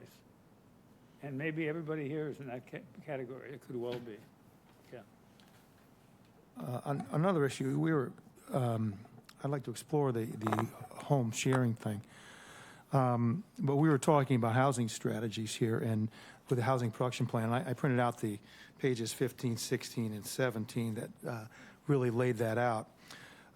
As for, I think, Councilor Paula Schnepp was here asking us for 3 things we pick out of this list. And I wanted to say some of the things that I thought would be something worth pursuing. Strengthening inclusion. Number 6 was strengthening the inclusionary affordable housing ordinance by requiring higher percentage of affordable units at a variety of income levels, making the required percentage proportionate to the size of the development. It comes down to dollars and cents, of course, for the person's building this and what the return is. But if we can work on that, I think that would be a good strategy. The other thing I think is really necessary, because we've lost a lot of housing, is to regulate short-term rentals. And I don't believe in paying people not to rent short-term rentals. I believe in regulating short-term rentals so it incentivizes or disincentivizes buying homes just as an investment property, and then, taking that home out of the year-round rental structure. That, of course, if you don't have the 4 months during the summer, you're not getting the gangbuster returns. You just have a yearly return, which would bring down rental costs, I think, in the long run. How would you deal with that? They're taking in to require or force or encourage people to take in less income than they would otherwise get? I would say we regulate it, short-term rentals, so they're only used a certain period of time a year, say 60 days a year total, maximum. You want to bring it out so it isn't return on investment that somebody will, an investor will buy the property and be able to get a return on investment that's higher than what he put into the property, and therefore you take out the profit motive, but you still have, as we say, we've had a lot of people for years in my village and every other village that have rented their houses, moved to next door for the summer to help pay some of their taxes. But cut that to a level that you see the return versus investment that isn't incentivizing people to buy these houses simply for that reason.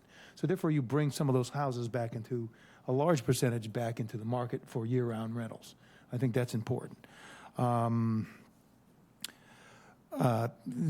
8 was pursue the creation of affordable year-round housing on vacant and or underutilized lands and properties consistent with local comprehensive plan. I think there are a lot of properties that could be, with incentives to the owners, that could be developed into housing that are blighted properties or people that's an eyesore and they're not really making a return in the use that it is. But we can incentivize that in some ways so that owners of those buildings will say, hey, maybe it's time for me to come out and sell my building or go into this program. I think that would be good. The other thing is, Laura mentioned it was the properties we were talking about. One was the Marston's Mills property. I haven't made my decision on that. I'd like to see Marston's Mills come in too. I've been to those meetings, you've been to those meetings, and come to some kind of an agreement, because I think you can have both on that property, depending on how much, and still have a recreational property, and that would be good. So I agree with that one. And then also seek to establish a housing rehabilitation program to help low-income homeowners preserve their existing housing to live independently and fund repairs to homes for health and safety. One of the issues I have with some housing, low-income housing, is that, or any housing, affordable housing, is that there is no incentive to maintain that housing. If that housing is put together with subsidies from the taxpayers and the state and everything else, we need to make sure that housing is taken care of. Okay, and you can't legislate behavior, but since there's so many people waiting in line for those houses, is that we could either have a I don't want to say term loan to own, but I mean an availability to some person to actually own that house at some time, and that would give them incentive to maintain it, because it will be, it's like, purchase to own type of thing. And therefore, over the long term, in 30 years, we don't have to keep going back and spend public money on properties that, if people had the incentive to maintain it, because it's an economic incentive, then that would help. Those are 3 or 4 things that I think that we should pursue, and I'd like to see, like I said, those repairs done with help, if necessary, for low-income people. But they'd be willing to do that and maintain the house. So therefore, we don't spend funds to, if somebody moves out, then we got to redo the whole thing because they haven't taken care of it. I think, we talked about this years ago, Laura, and I think there should be some incentive or some way to say, it needs to be maintained, okay? And there's so many people waiting. If you're not going to maintain it, then somebody else is behind in the same situation that will maintain it. That's another monitoring question I know, for the but town. people don't want to be monitored. I understand that. The but town doesn't want to do the monitoring Yes. probably either. Okay. So. That's all I have to say. But that's a good idea. But Can I, yeah, go ahead. or someone? No, let Laura go and I'll go after. So a couple things. The housing rehabilitation program to help low-income homeowners, so they already own the house. And a lot of this is senior homeowners. Barnstable has a CDBG, Community Development Block Grant Program. CDBG is used in every other town that has CDBG to do homeowner rehab.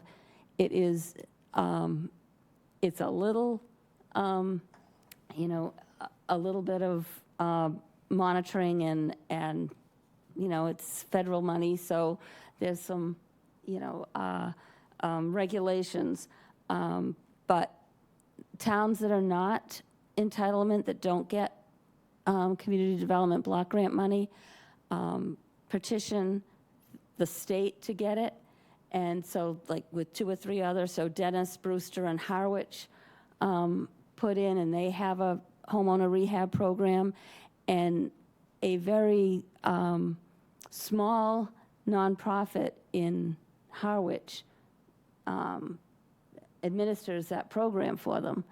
We have CDBG here that's used to beautify Main Street and do a lot of other things, but it would be terrific if it could be used for homeowner rehab. There's been an ask from the town for CPA funds. CPA funds cannot be used for rehab. It's for rehab housing. They can rehab historic preservation, but they can't rehab housing. CDBG is a program. That's how it should be done. So I think that's a recommendation we can make without, and that program can be put into place tomorrow once they do the admin plan. So can I ask a question? So Laura, what's the next step on that? Who do we talk to find out more about it and what the policy should look like and what our recommendations should be? It's administered now by the planning department. There's a consultant that's actually running the program right now. So it's just a matter of advocating for it. I've been advocating for it ever since they've been asking for CPA for years to do it that way. It's a little labor intensive to learn the regs, but right now, you know, it could be done. So I agree with you with saying, and I've been saying it like if you have a home and you're not you know it's not 100% yours. People are kind of lax sometimes in doing the necessary maintenance because you're spending all this money and down the road you realize you're still not going to have it. Why not have something in place? For example, after 10 years, you can own that home 100%. That way, if you're living in that house, and as the situation is right now, how difficult it is to have a home or to buy a home, I'm sure that would be a great incentive for folks to know, like, I have this house and I live in here. As long as I will really want to own this whole house 100%, after 10 years, I'm now 100% eligible if I really need that home. Something like that, you know, just to help people to do the necessary repairs, whatever they can afford to do to maintain that home. And as I say, it's hard, like after 30, 20 years or 15 years, you go there and you have to build that house from scratch again. Doesn't make a lot of sense. So I think that would be a great incentive for people to know, okay, if I live in here and maintain it and take care of it, after 10 years, you have the first person to bid on it, or whatever way we want to use it, to be that homeowner wholly and solely. Now it belongs to you 100%. Me? Yeah, a couple questions. Based on what you just said, how did the people get in the home in the first place? Well, these are the same, like low-income housing that they would have. They're still belonging to the town.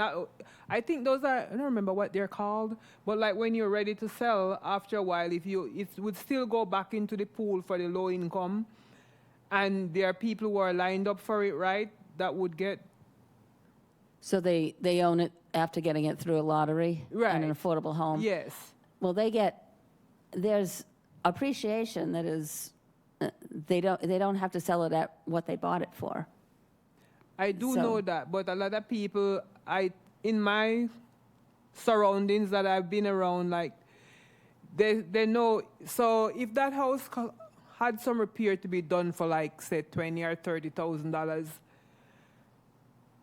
there is still a limit on how much, when you do ready to resell the house, how much you can sell it for. We know you can't sell it for full market price, but if that person spend $60,000 on that house, is that being taken into consideration, how much repair that person has done to maintain that when it's being sold, it would still be beneficial to that person with some profit? Yeah, there's a maximum resale price that's determined by how much the median income is. So it has to be affordable to the next person. But if they'd owned it for 20 years, there's a a sizable appreciation. So even if you put a roof on, you can't count it. You can count it as it adds. If you put a roof on, capital improvements, if you get permission, they get added to the appreciation of the house. But you can't add a garage, for example. You can't add a garage Right. or finish a basement or anything that would, that would change the parameters of it. So for- But there's also, in most cases, a perpetual restriction. So they would, you couldn't just get rid of the restriction. It's not, the restriction's there forever. Okay. Then the You could second, have, well, I just Go ahead. wanted to follow up on what Laura was saying about this community development block grant. So who's asking for this money? How does it get to Barnstable? We're an entitlement community, so based on the size of our community, we would get home funds, but the county does it, but we get CDBG based on the size of our community. How much are we getting? I think 306, somewhere around 350 to 400,000 a year. And it's used entirely to beautify Hyannis? No, that's one of the things That's that one of the it's used for. It's used to make commercial and public buildings accessible. It works on facades. It does housing. There's a whole list of things it can do, but it can be used by the town to do things for their public buildings. It can be used for Main Street or downtowns, and it can be used for housing. The homeowner rehab is a program that is done by most. Do other towns use it that way? Yes. I mean, yes, or a portion of it. But we've chosen not to. We've chosen not to. You've advocated for it. I've advocated for it. Okay. Yeah. No, just where do we see how those funds have been used? There's a report that's done annually, and there's a report that's done that's going to say how it's going to be spent. The admin, I forget what it's called, but it's a Community Development Block Grant Administration Plan. And then the town has to report annually what they've used the money for. And again, we get it because we are a what community? Entitlement. Entitlement community. That's based on the size of the community, how some federal funds are distributed. Okay, thank you. Okay, 2 more quick comments, and we got to stop this. We got a couple of little things to do. So you were first. Real quick, the other thing, I didn't see, we were talking about the town properties. One was the Marston's Mills thing. But I assume there's a number of properties that are smaller size that are taken by tax lien or whatever by the town. I don't know if there's an inventory of those. You may know. And shouldn't we, since those are town-owned, it would be less cost with land to go ahead and make smaller units on those pieces of land. And what is stopping us from doing that? And maybe that's a solution to sprinkle these projects throughout the villages instead of like a large 300-unit development, you've got 4 here, 5 here, and this kind of stuff. So maybe, Laura, you can help me with that, and if that's something we can do. Small projects are difficult to be financially feasible without a ton of subsidy from the town. That's not to say it can't be done. There are some town-owned properties. There's a list somewhere. I actually haven't seen it for a long time, although I've asked. And so that's, small projects are difficult, not impossible, but probably takes 8 units. It's 8 units to get any state funding to help. Okay. But they're difficult. The cost is high, but if we'd have no land costs, that still doesn't matter? Doesn't matter. Still high? Still high. Okay. So it's right now, the average per unit is somewhere around $500,000 to $600,000 a unit to build, to create. So there's some state-owned land too, isn't there, that's possible? State-owned land, there's a committee that I'm on, on the state, that's looking at state-owned land for affordable housing development. How about some of these funds that we have out there, like you were saying, the CPA, CPC funds? Maybe some of that can go to some of these little, I don't want to say those funds, some other funds that we get for building housing or trying to build housing. Could they go to that to defray some of the higher expenses for doing a small project? Yes, and we've done that. We've done that several times. I'm talking, I shouldn't say we. The Barnstable Affordable Housing Trust has done that, has funded projects with affordable units in them. You're saying you found, by your experience, the cutoff is 8 units or somewhere near 8 units? 8 units that's to get state funds. If you're just going to use local funds, you just have to use more per Okay. unit. All right. Okay, well, last comment, Mary Ann. Yes, last comment, then no more talking. Question, on this particular, when you talk about the people that have to maintain their homes and the different things and the funding that's available. Now, there may be funding available for the inside. Let's just say, for these particular people, because of medical, their outside is just falling apart, but they can no longer do what they have to do. Will they get help with that? Because that's an important thing. I mean, if they can no longer deal with the outside and there's no one there to do that, will they be able to get help with that kind of maintenance, not just the roof and the, you know what I mean? Because it's going to count against them. If it's the structure, yes. If you're talking about landscaping, that I mean, trees and things just, boom. Will they? No. I don't know all the rules, See, but that- I don't think they do landscaping. See, I think still.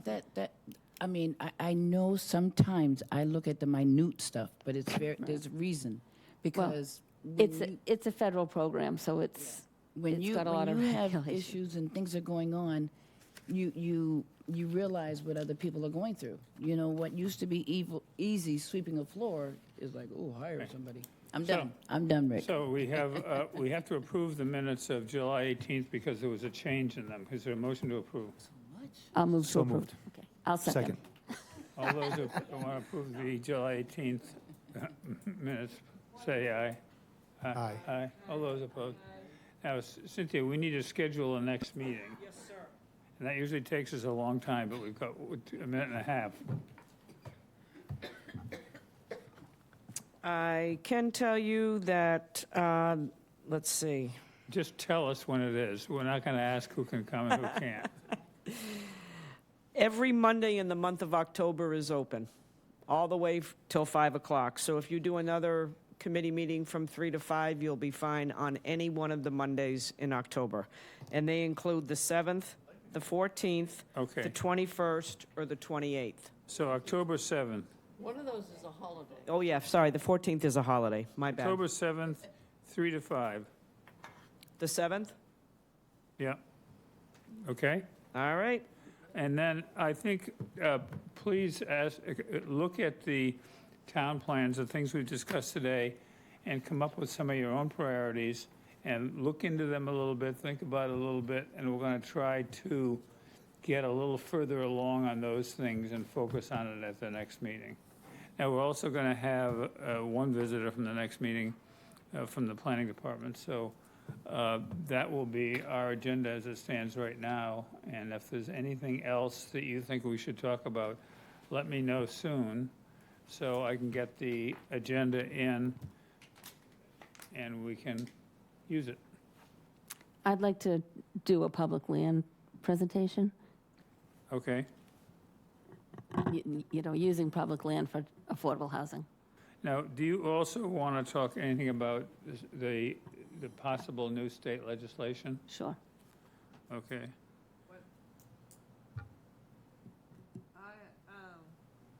Can we get copy of all our meeting is done, is it? Oh, sorry. I was asking, could we put in a request to get a copy of all the lands that is owned by the town, so we know to move forward and what is feasible? Of land owned by the town? Town-owned lands. That's a complicated question because you have the, what you mean is the unused land owned by the town. Yes. Vacant land. Not conservation. Not conservation. Lands that are still what is left of what we have? Years ago, I was involved in a committee that did the research and did that, and it took a little bit of time, but I'll look into that. Yeah, I'll ask our procurement officer, David Anthony. Okay. He will most likely have the most up-to-date list, and I'm hoping he's put that all together. I know he was working on it because there is a ad hoc subcommittee that's supposed to look at town-owned property. We just haven't been able to get it up and running yet because we have no meeting space or time with all the other 5 subcommittees. So I know he's been putting a list together, so he may have that list, Hilda. And if he does have it, I'll make sure that the chair has it for the next committee meeting. Thank you. Thank you, Okay. Cynthia. Is there a motion to adjourn? Just a minute, the gentleman from zoning had his hand up. I think he had. I was just going to say, I was going to suggest David Anthony as the Director of Asset Management. Okay. Okay, I just didn't want to. Move to adjourn. All those in favor? Aye. Thank you. Small, medium, and large